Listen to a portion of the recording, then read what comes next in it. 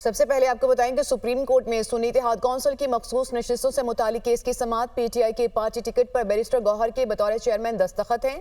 वकील election commission ticket जारी करते वक्त तहरीक इंसाफ की कोई कानूनी तंजीम नहीं थी। इसी से मुतालिक मजीद तफसीलात लेंगे नुमाइंदा दुनिया न्यूज जीशान यूसुफजई ने हमें ज्वाइन किया। जी जीशान, क्या अहवाल रहा अब तक की समाअत का?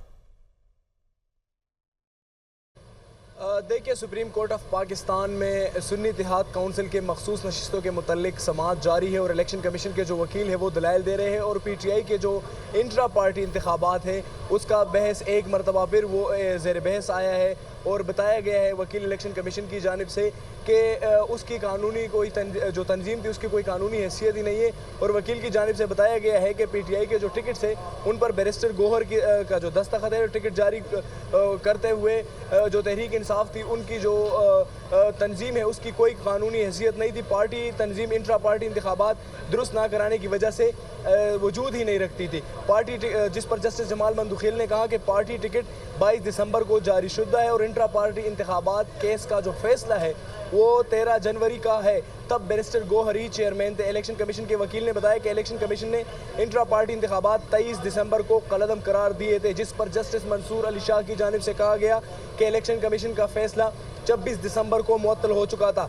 जस्टिस जमाल मंदुखिल ने इस्तिफसार किया कि गलती कहाँ से हुई है और किसने की है ये बताइए। कई उम्मीदवारों ने पार्टी वाबस्तगी नहीं लिखी जिसकी वजह से उम्मीदवार आज़ाद तस्वर होगा। सिकंदर बशीर की जानिब से बताया गया है।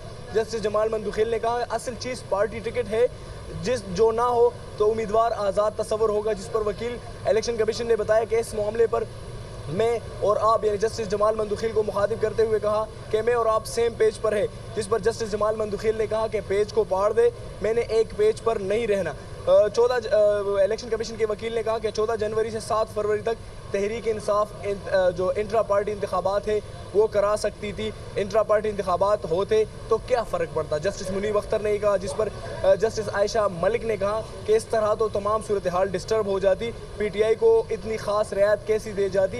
ये जस्टिस मुनीब अख्तर की जानिब से कहा गया। ताहम अभी समाअत शुरू है और जो इलेक्शन कमीशन के वकील हैं वो दलाइल दे रहे हैं और जो पीटीआई के इंट्रा पार्टी इंतखाबात थे वो अभी ज़ेर बहस है। और बताया जा रहा है वकील इलेक्शन कमीशन की जानिब से कि वो जो उस वक्त जो टिकट्स जारी किए गए थे तो पीटीआई का जो तंजीमी ढांचा है उसकी कोई कानूनी हैसियत उस पर नहीं थी। जी, समाअत इस वक्त चल रही है। जीशान यूसुफजई, आपने हमें डिटेल्स दी, आपका शुक्रिया।